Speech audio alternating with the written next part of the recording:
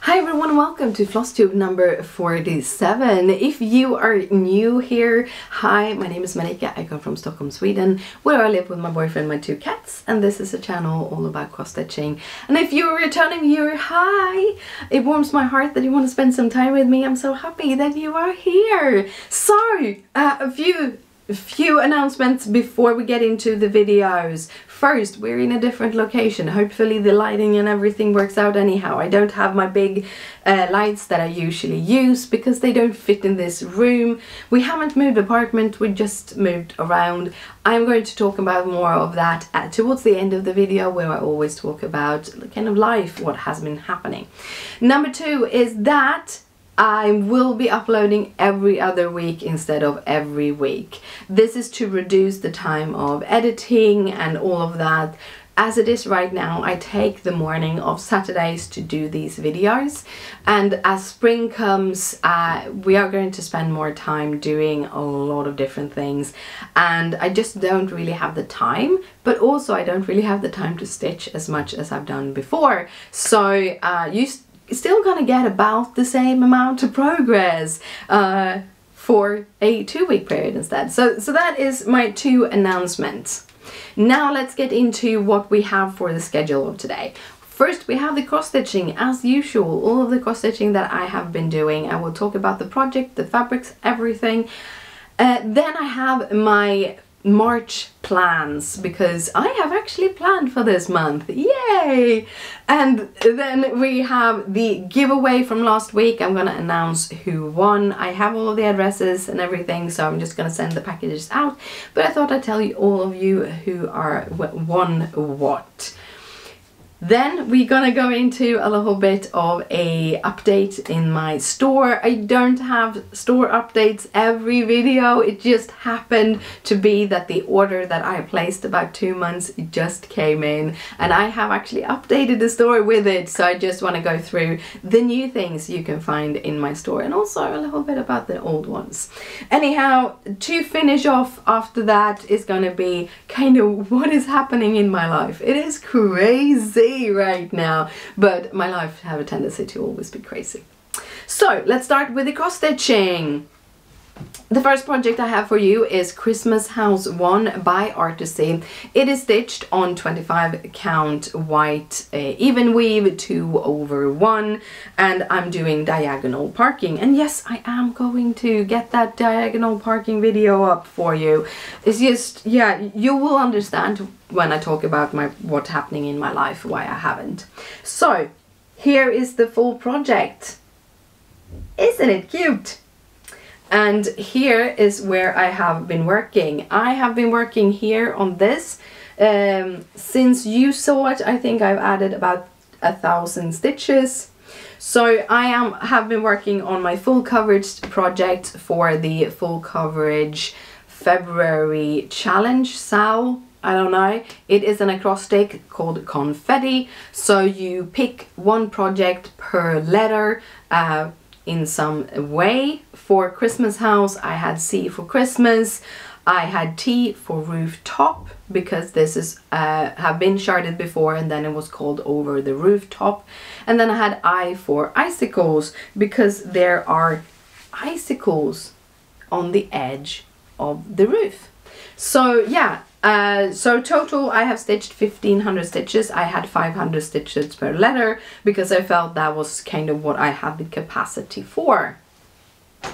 Yeah, the next project is a stitched also on 25 count, but this is Easy Count by Swagart.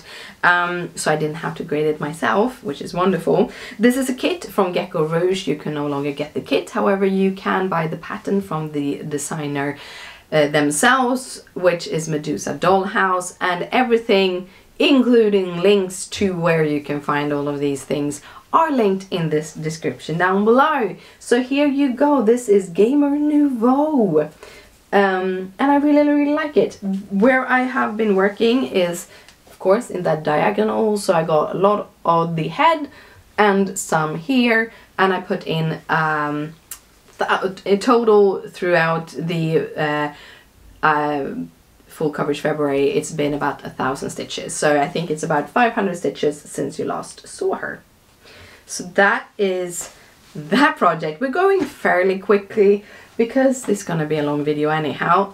The next project is a mini sunset owl. This is no longer in print. It was a freebie from Artsy. They have freebies every month. They switch them out. Some of the projects, I think most of the freebies are never to be shown again. So this one, sadly you can't get the pattern, but it is a beautiful owl with beautiful like sunsetty colors. And I put in a total of 1500 stitches on this for the full coverage February, and I think about 500 stitches since you last saw it. So yeah, that is all of the stitches. Yeah, if I didn't say, this is stitched on 25 count potato, even wave 2/1. And as I said before, I think my next full coverage would probably be 1/1 on 28 count for experimental reasons. After working on the full coverage pieces, I wanted to go back to my Frosted Pumpkin Stitchery projects because I have 3 of them. I want to get at least one out. However, I had already touched both Red Riding Hood and the Cozy Cafe during February, so I thought, hey, I have one project I haven't touched yet, and that is the Castle Homecoming Sow.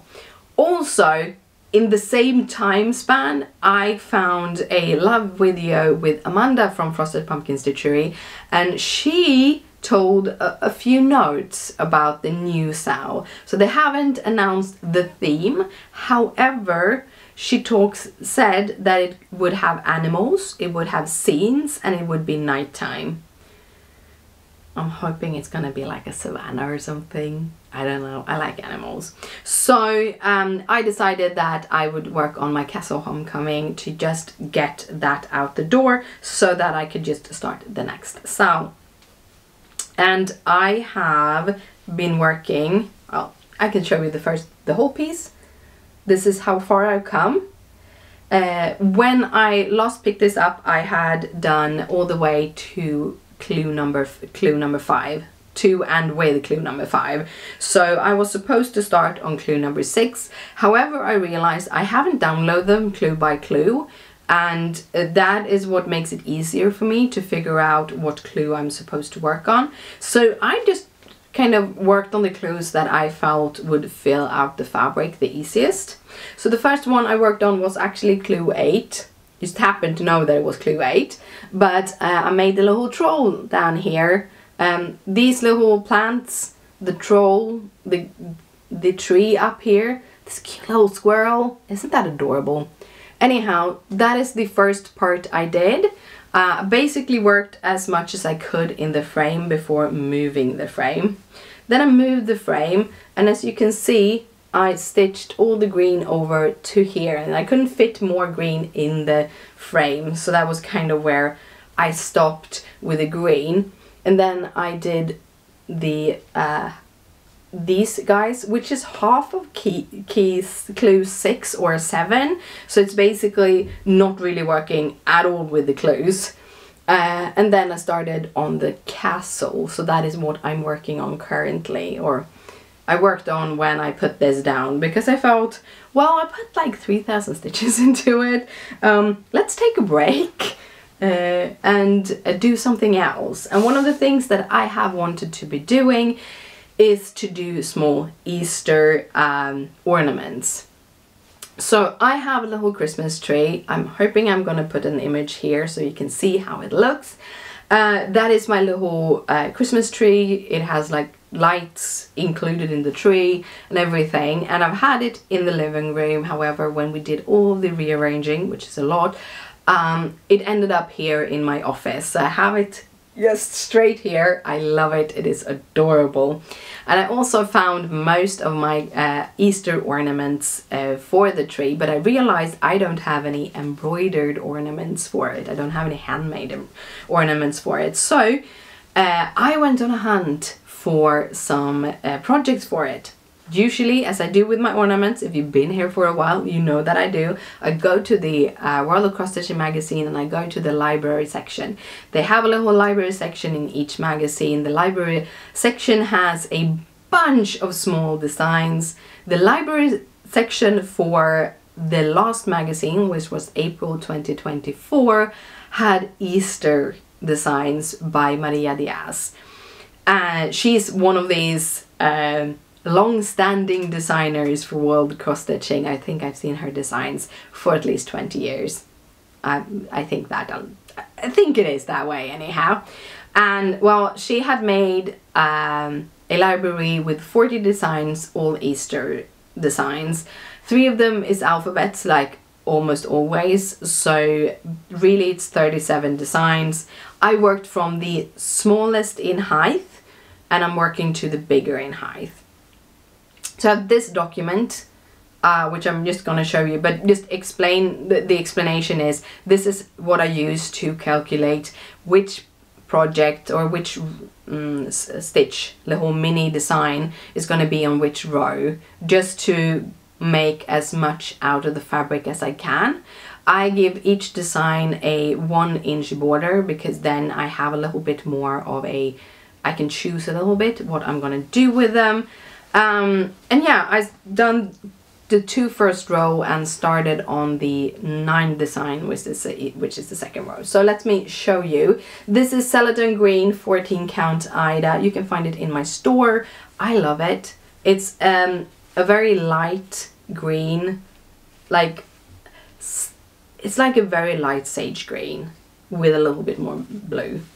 I'm gonna try to color correct this video so you get the more proper color of the fabric.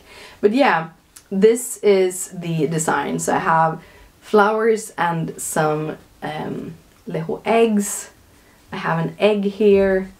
I have a little wagon with a bird. I have this little carrot which says this way, so it's basically pointing. Then I have there the little pointer that says eggs. I have a couple more eggs, and then I have that one which is like an arrow which called treats, and then I have started a border. And my plan with these are that some of them are going to be hanging ornaments, like the eggs and the birds. The pointers, I think I want to see if I can get them on like a spring, a little spring that you can get and just have so they can kind of boing, boing, boing. I don't know why I got that idea, but I really want to do it. And then the 9th design that I have started is a border, which is about this long, and I think I want to do like a circular little thing from it. I don't know what they're called, those little drums, that's the word. So yeah, that is what I've done with these, and I think I'm gonna take a little break from this because I have some plans this month that I want to do. So I'm not gonna take like a long break. I'm just taking a couple of day breaks so that I can make some different things in between, and then gonna continue on this again. I want my ornaments to be done before the end of March, because they're going up in my tray and Easter is the 30th, I think, this year. So yeah, that is all of my stitching. Now going to the plans. So first of all, I have gotten my Whip Go board working. Yay! The way I have done it, because it took me some time to get my Whip Go, for January I did work 2,000 stitches actually on 2 of my full coverage projects, because my Whip Go board is just full coverage projects. Then I have those. Then I said that those 2 that I worked in January, those were the ones that just added into Whip Go. For February, because I did full coverage February, the 2 projects that got 1,500 stitches, which was Christmas House 1 and Mini Sunset Owl, those are the ones I added in at the February places, because I hadn't gotten down and actually made my board properly. Now I have done my board properly. I just added the rest. I have 3 designs, so I added Christmas House 1, Mini Owl Sunset, and Gamer Nouveau. And the way I did it was I used random.org and I put from 1, 2, 3 so that I could randomize it. And then I decided that I wanted every project to be equal. So I randomized the number and added it like from 1, 2, 3, 4, 5 and went through all of the numbers, jumping over the ones that was already called. And when when the first design got to 9 entries, including the older ones, I ignored that number when I did the randomization, so that I have 1 project that have 9 entries and 2 projects that have 8 entries in my board, and that is 25 entries in total. So I'm going to stitch all of them. And then when all of that was done, I picked out the March drawers. So WhipGo is hosted by Jessie Does Stuff, and over on YouTube. You can also find WhipGo Official over on Instagram, where she just leaves the numbers for WhipGo. She drew number 10 and 1 for March, and that ended up being Christmas House 1 and Gamer Nouveau for me. So those 2 are gonna get 1500 stitches each, or 3 days, whatever come first. I used to, when I started my WhipGo, like the plans for my WhipGo board, I was thinking 4 days and 2000 stitches, but I realized I have so many other projects I want to stitch, and if I give them that much time every month, I don't know if I'm gonna go crazy. So yeah, those were the WhipGo draws. So now we're going to talk about the other plans, and the other plans is that I am gonna get my hashtag Mill Hill Santa Sale 2024 started. I have so far not cross-stitched any Mill Hill kits this year. I've been very concentrated on the whips that I've had, and I really want to do it. Also, with the order coming in, I actually got in the last amount of Santas. So I will leave over on my blog, the blog will be linked in the description down below. Over on my blog I will have a list of all of the Santas that I am going to make for this year. I make 12 Santas every year, Santas or gnomes, every year for the Mill Hill Santa Sale. But really, if you want to enter in the Mill Hill Santa Sale 2024 hashtag, just share on Instagram any Mill Hill Santas or gnome that you are stitching any time throughout the year. It's not, you don't have to make 12 of them. You can just work on one of them. I would also really want you to tag me in the post, because the hashtags doesn't show as they should on Instagram anymore. I don't know what they have been doing, but something has been happening. So if that, it would be really, really nice if you could just like point to that, or tag me on Instagram so that I can see your Santas, because I really want to see them. Get me inspired. So the Santas I am going to work, or Santas and gnomes I'm going to work on this year, is the Australian release. That was the release end of last year, so 2023 release for Santas. So that is the kangaroo, the what's it called? Well, three Australian animals with a Santa, basically. I don't remember the names of them, but they will all be listed, as I said, on my blog. I will also try to start listing them when I share my projects on Instagram, and I'm going to be better at sharing projects on Instagram this year going forward. So those are 3 Santas. The gnomes I'm going to pick from are going to be the new gnome collection. Those are, I think there's 6 designs, 3 with animals and 3 with cones. Really, really cute white Lahore gnomes that are just adorable. And then the 2 new Santa series that I picked out, they're new to me. One is the Celtic Santas, and the other one is the Seafarer Santas. So those are all of the Santas I will be picking out from, and I think I'm gonna do random draws every month. I'm gonna do a random draw. However, I now have 2 Santas on the back burner that I need to get done, so we'll see how I will get them out in the next coming months. I was thinking about doing a WIPGO board, but WIPGO is 25 and I do want to make 1 Santa each month possible.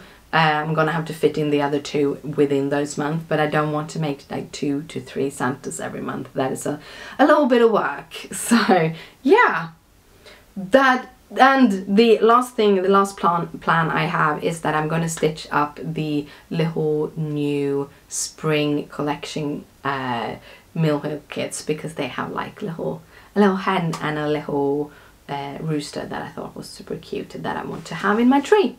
So yeah, that is all my plans. Then we're gonna go into the giveaway winners. So 2 weeks ago I had a giveaway. I was giving away all of the new releases that I've had over on my store. So all of my floss drops, all of my rainbow notepad looks like this, 50 sheets, very cute. I also gave away a bunch of different of these kind of floss drops. These are floss drop cards. These are I have all my threads on these nowadays. They work really great for me, so that is why I'm selling them also, so that I can buy them in and then I can sell them to you. Anyhow, I had those, and I also gave away 2 fat quarters of fabric, one being the 14 count parchment Ida, and the other one being a 25 count potato even weave. So yes, that was all what I gave away. The winners are on this notepad. You probably, if you paused, you probably can have seen it. Anyhow, I didn't have as many entries as I had things. So I had 7 entries, so I just randomly chose 7 of the things to go out. So Patchy Pony Stitcher, you are the winner of a fat quarter of potato. Michelle Ilton, you are the winner of fat quarter of parchment. Me Baldy Amy's 1. These are all of the YouTube handles. So Me Baldy Amy's 1, you get a floss drop ring with floss drops with the design Burlap Sand, which is actually this design, which is a very light gray with just a teeny tiny texture of burlap, or in a different color. Andrea Can 2, you will get a notepad. Eliska Svobodova, you will get a set of floss drops in the design of Burlap Sea. So that would be that color. I don't have colors for all of them on that thing. Virpi, you are getting a set of floss drop in the design of Rain Clouds. And Nick M2375, you will get a set of rainbow floss drops. So that was everything, all of the winnings. The way I was doing it, that you could enter your name, address, email, everything in a Google Sheet. That Google Sheet was only open to me. You entered through like a little Google form, so no one could actually see the sheet except me.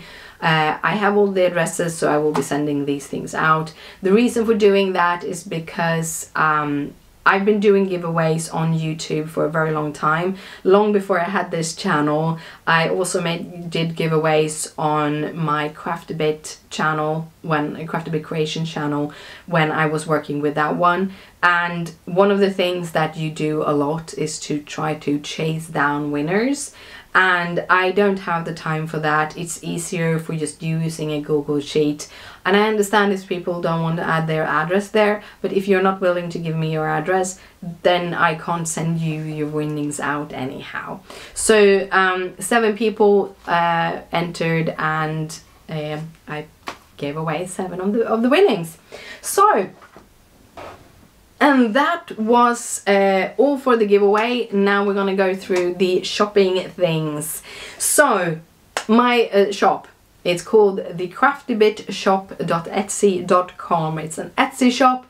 I have recently, I have a new release. It's not my release, it's Mill Hill released new kits in January. It takes them about 6 weeks to pack that order, and then it takes about 2 weeks to get to me. So now 2 months later they have arrived. They're up in my store if you want to purchase them, but I thought I'd go through what arrived and what I have. A note, I did restock as many kits as I could restock, so if you were waiting for anything, they are up in the store now. Also, I have updated my store. I have added an Etsy subscription in my store so that I could give you the possibility to actually, if you have wanted something and I've sold out, you should be able to ask for it through the email, like on a waiting list, so you get notified when I update that listing. On fabrics, on hand-dyed fabrics, you do need to message me because they're usually one of a kind. Some of them I can do repeats on, but usually they're just one of a kind. So if you want my hand-dyed fabrics, you have to run there and get them, because when they're sold out, they might not be restocked.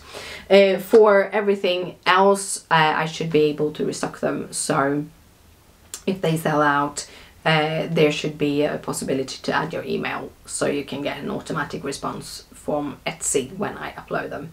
The only thing I get from that is I get a notification in my Etsy store that you are waiting for to see if I'm restocking it, which also gives me to kind of figure out how many I need to order for the next restock.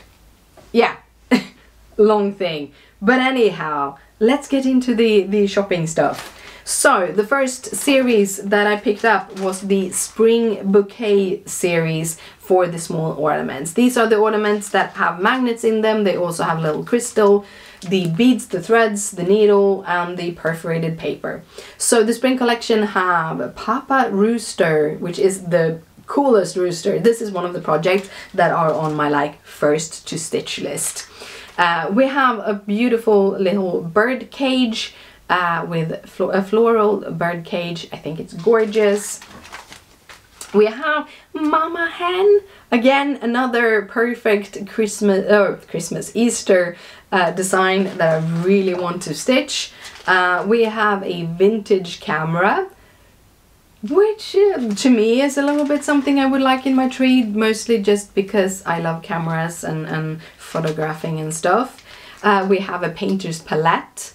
Again, something that is just up my alley because I am also an artist. I like designing stuff, as I have done with my notepads and all of the designs on my floss drops. And then we have an ice cream sundae, and who doesn't like an ice cream sundae? So that was all of the smaller projects. Then we have another series that they released in January, and that is the Button and Beads Spring Collection. So let's quickly get through these.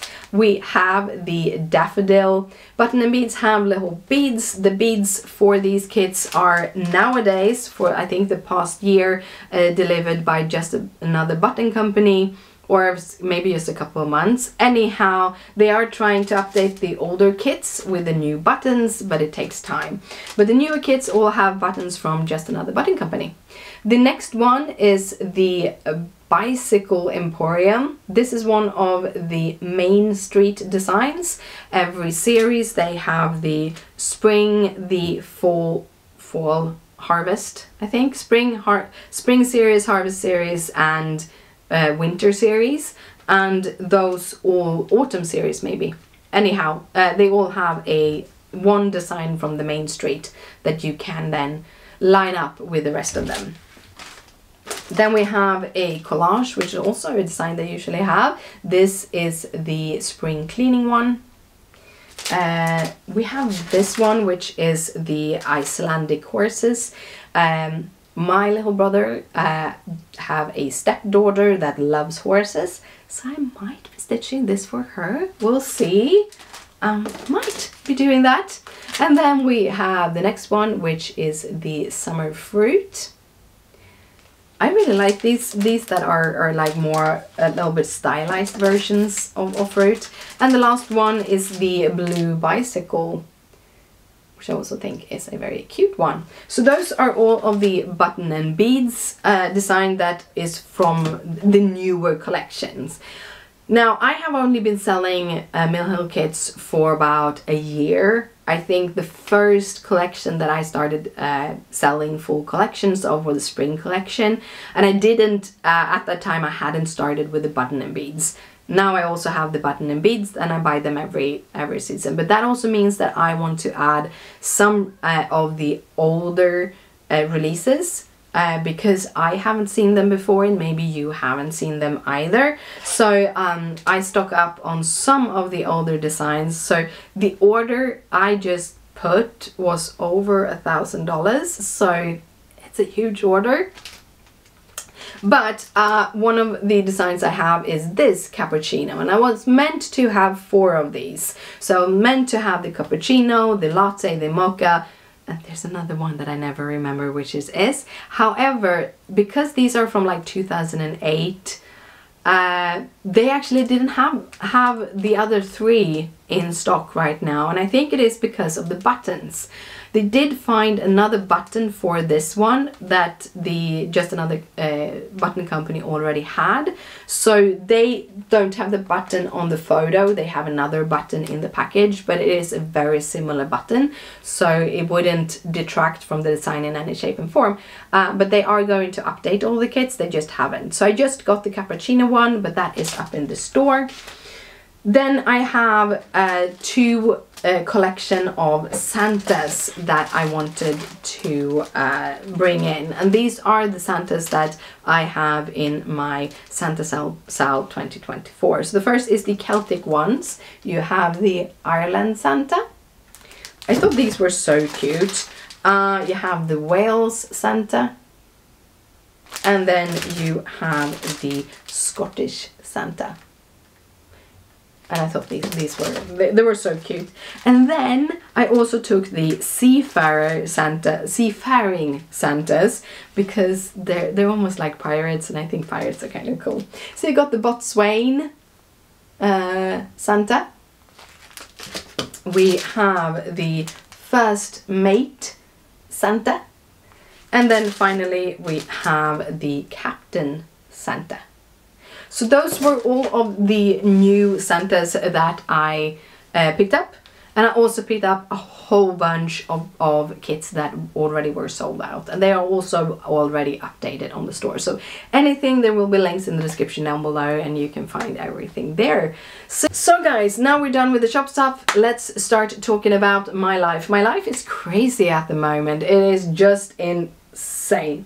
So first of all, me and Christopher, both of us, we've been going in this kind of stale steps. I've had a lot in my life. Christopher had a lot at his work. Like I've had multiple people passing away and losing my job a couple of times.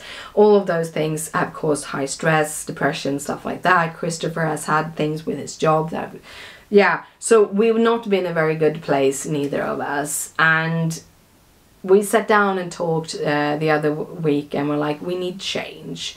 We both need change. We need to make some changes in our lives to make sure that we both feel better. And one of the things that we realized is that we need the bedroom. And we started looking at houses or apartments and figuring out where do we want to live. And we realized one of the first things we need to do is to save up money so that we have the money to put into an apartment. We need a minimum of a 3-bedroom apartment, and that will cost us a pretty penny here in Stockholm. Neither of us want to leave Stockholm. We even want to move closer to the central part of Stockholm, which means we need to make some changes, like economically, start saving more, start investing more so that we have that money. But that also means that we are looking at apartments maybe in 5 years time. And we found one that they don't start selling the apartments until 2026, and the move-in date is 2029, or year is 2029. And both of us like, we are going to try for that apartment. Then we have something to work towards. We don't know the cost of it yet. We have an idea. But with it being 5 years in the future that we are moving, we need to make changes here and now in our apartment to make it more functioning for us. So what we have done is we've done big, like, moving everything around for. We sat down, we talked. Christopher agreed that we needed a bedroom. The master bedroom is the only bedroom we can have at the moment because we've already stayed in this little room that I am right now, and it doesn't work for us. So we know that we needed to get into the master bedroom, which we also knew that we couldn't have it as an office. We still have a lot of stuff in there that is going to stay in there, and I'll get back to that. But we knew that we couldn't have it as an office for neither me nor Christopher. So, and we also know that this little room is not possible to be an office. An office for both of us. It's too small of a room. So one of us needed to move their office out to the living room. And Christopher said he could do that because he's working less and less from home. So just having his desk and everything, we found a good place for it in the living room, which meant that I could move my office into here, which is his previous office. So that is kind of the workaround we did. Now everything I have in the master bedroom cannot fit in this room. It's just not physically possible. So what we have done is we have kept my bookcases, which have doors, where I have all my fabrics and all my kits and everything for the store. I also have all of my quilt fabrics in that bookcase. In those bookcases. So those are staying in the master bedroom. My white table, I have a white table that I can open up where I cut my fabric, where I take all the photos for all of the products and everything. That is also kept in there together with my lighting equipment. I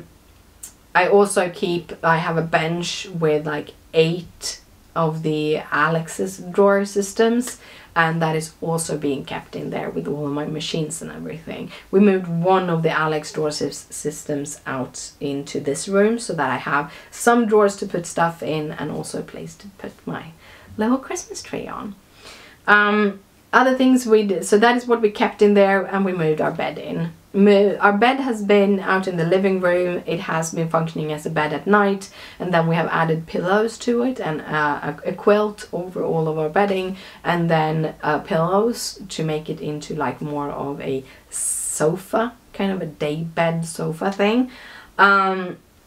Is because we moved that out, we didn't have any living room furniture, so we went to IKEA and we bought each a Poäng chair. We were supposed to buy like footstools, however they have run out of them, so we are waiting for their when they stock up them again, and we're gonna buy new footstools.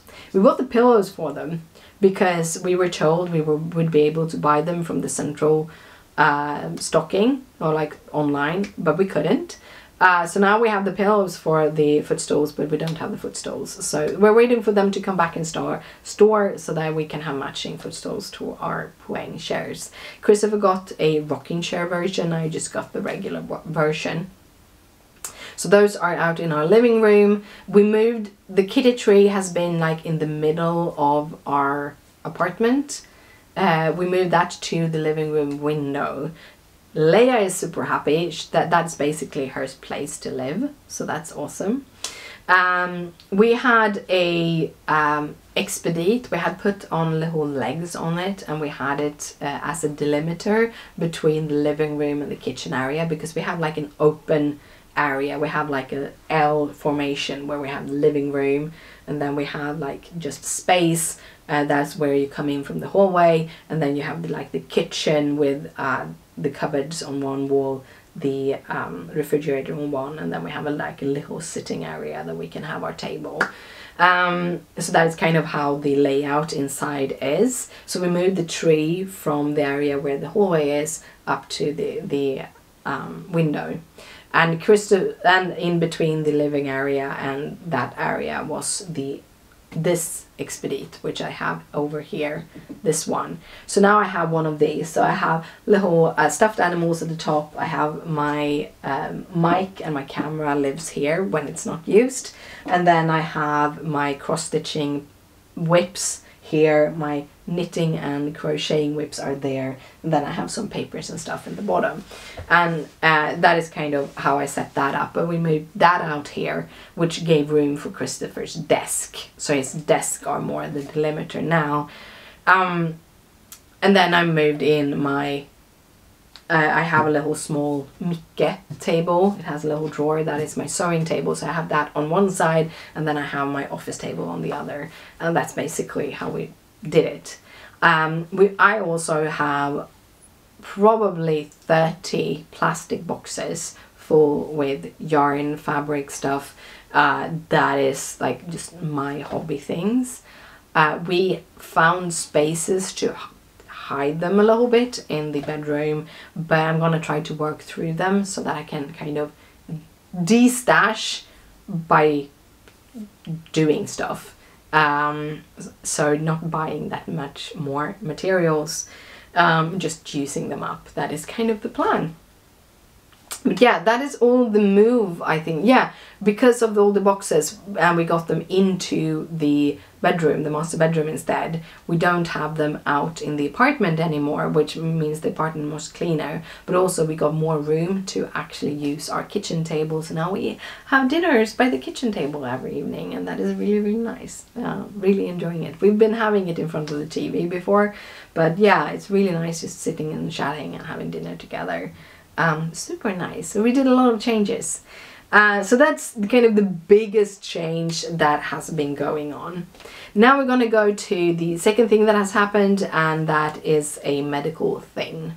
So if you don't know, I have a prolactinoma. I don't know if I talked about it on this channel. I've talked about it on other channels before. A prolactinoma is a non-cancerous tumor in the brain that produces prolactin. Prolactin is the hormone that makes women lactate when they have children. I am lactating even though I went into menopause at 2011 and I had a hysterectomy in 2020. Both the hysterectomy was health related. So I did all of those things, and now I'm lactating, which is quite annoying. I've been doing it for a couple of years. So my prolactin level started to rise in 2016. I think I was diagnosed with the prolactinoma 2019. My migraine has been chronic since 2016, and it was diagnosed in 2018. But yeah, they kind of go together. Most likely my migraines is due to the hormone, the prolactin hormone, that I have risen levels of it, and that level of hormones is triggering my migraine. That's basically how they come together. A prolactinoma is like, a lot of people have them without knowing, because if the level isn't high enough to give you any kind of symptoms, you will never know that you have them. They come and they go. That is something the doctors have realized. Usually they don't find them until like when a person have passed, and they open up and look at them, and they can find that they have prolactinomas, but usually that it doesn't affect people. When it started affecting like men, it's usually when they start lactating, and then it's usually big enough to need operation, or you can treat it with medication if it isn't big enough. In my case, I can't treat it with medication because I can't handle the medication. Anyhow, about a year and a half ago, I stepped up off one of my medications that I have been eating. And we knew already from the beginning that that medication can cause elevated levels of prolactin. So basically can stimulate the prolactinoma to a degree. And when I stepped off them directly after the test that I took like 6 months later, actually had lower levels. Now that could also have been because I tried the medication again to see if it was worth it, and the side effects are too bad for me. Anyhow, so I had a little bit of a lower level, and I was hoping that that was because I stepped off the medication. I was hoping that it would continue to get lower and I would just feel better. A part of me knew already that that hadn't happened because I'm still lactating. The lactating has gotten worse, and my migraine has gotten worse in the past 6 months. Now, migraine can also be affected by stress, and losing 2 grandparents and 2 jobs in 2 years' time does that to you. That is stress. If something is, it's stress. So it could be that, but I also knew it could be the prolactin. So I got to the doctors this Thursday and found out my levels has gone up. They're still not high enough to be valid for operation. We didn't do an MRI, but last year I did an MRI, so a year ago I did an MRI, and that showcased that it hadn't grown from 2016. It was still a millimeter high, and it's a millimeter is about in between my fingers, like that. It's the teeniest, tiniest. It's no, like that. It's little. It's 1 stitch. It's 1 stitch on my 25 count. That is a millimeter. So one of these teeny tiny stitches could be my little prolactinoma. Anyhow, which I say all the time now because I'm starting to get tired. I'm starting to lose my energy. That happens when you have been recording for a while. But the prolactin, we don't know if it has grown or not. However, something I found out, this, like, I'm so interested in anything that is like medical, like I'm interested in the science behind it, and this time I got a new endo specialist. So the doctor I go to is an endocrine specialist who takes care of the prolactinoma. I have like 7 doctors that takes care of 7 different things in my body. It's just, it's insane, but sometimes you just have to laugh about it. But anyhow, I got a new one. I have a tendency to get a new one every time I go there. I don't know why. But this one, he was really, really good at explaining both the prolactinoma, but also the other tests that I take and why we take them. And basically what he said was that because right now it's just the prolactin level that is different, and the other values are fairly the same, we can see on the other values that the prolactin levels aren't affecting the rest of the body. When the prolactinoma grows and the levels goes up higher, that difference in hormones will start affecting the hormone production in other parts of you. And because of the prolactinoma being, it's here, inside here, straight up here, you can also go through my nose to get into it. When it grows, it can start pushing at some of the other things in my brain that also are hormone producing, and then you can actually see in the hormone levels, the other hormone levels that we test, that there is something going on that shouldn't be going on. Now, when they're 1 millimeter big, they don't operate on them. You just use medication. I can't take the medication, so right now it's a wait game, waiting to see if it gets smaller or if it gets larger and we need to operate. He said I will see him in a year's time, unless my eyesight or my migraines become different, then we're gonna need to have an MRI to check so it isn't the prolactinoma that has grown and need to be removed, because you also need to kind of look for it, take care of it, so that it doesn't grow and becomes big and start pushing at things and become harder to remove. So yeah, that happened this week, so I'm a little bit upside down all about that, so chaos. And then we have the third thing that happened, and that is I have sent in to get an evaluation for neurodivergency.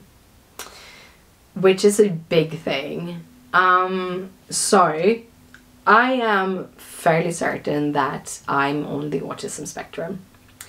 I've been fairly certain for a long time.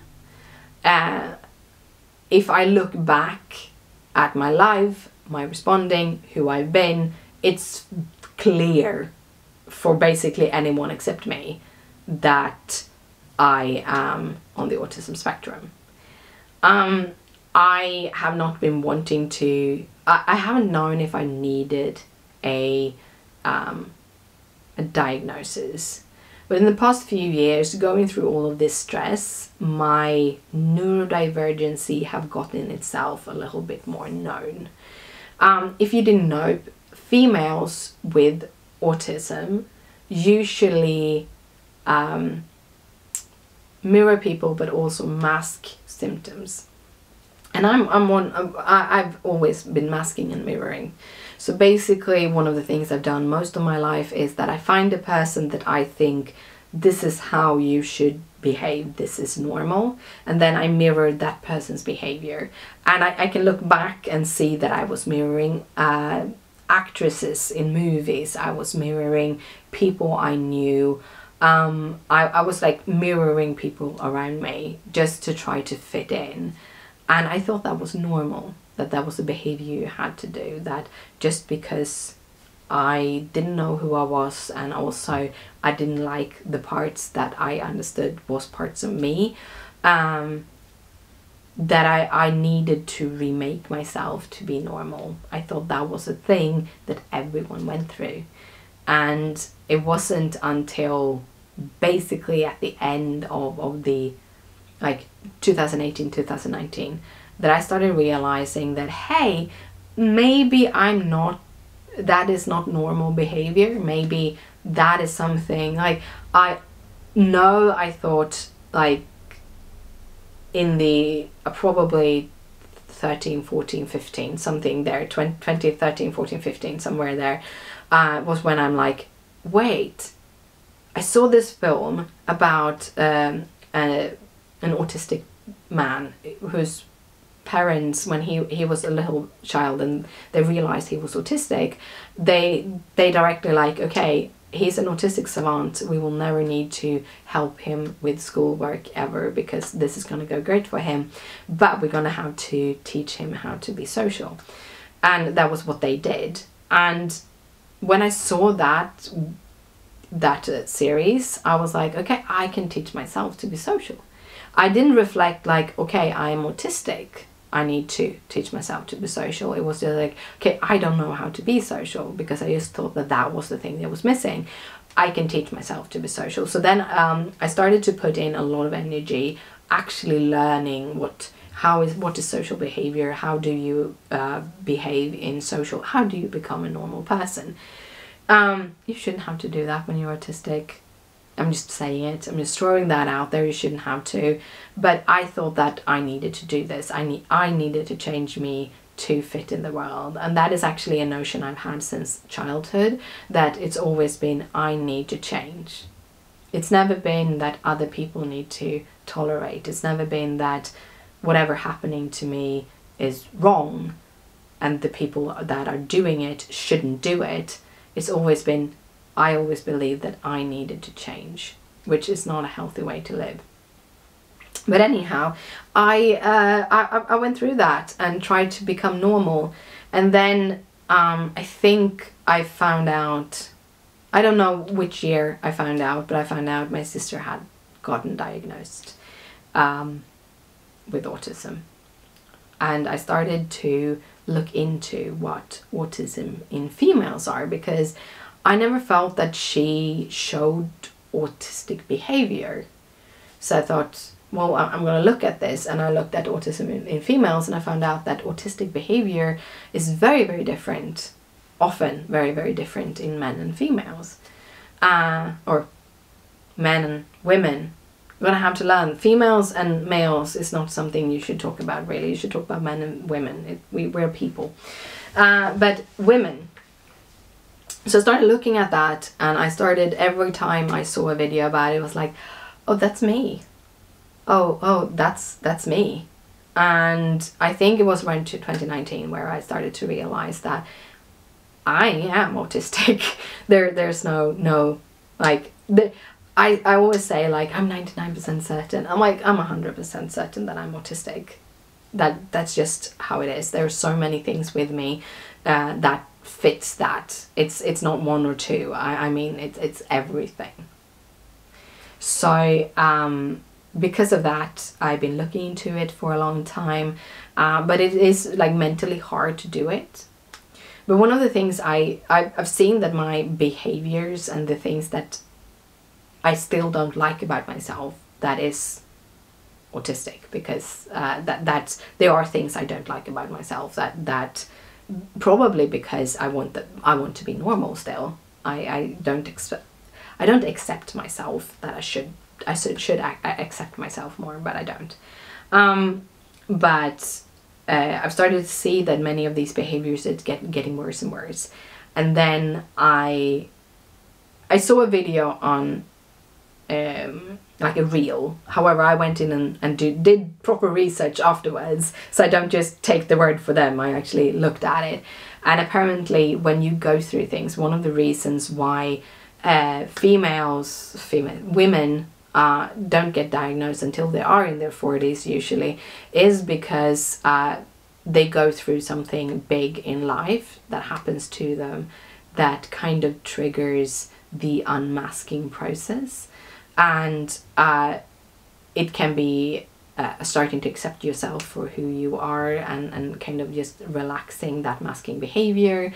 It can be going through big things in your life, like in my case, my grandparents passing away, losing a couple of jobs, going into stressing, breaking myself, and not having the energy to keep on masking. So kind of just opening up that well. And I've come to a point where I realize I need help. Many of the behaviors, it's not just behaviors, but things that has to do with my autism is affecting my life really badly. It is affecting everything, every little mini part in my life, and I need help. I need to find out a way to handle all of that.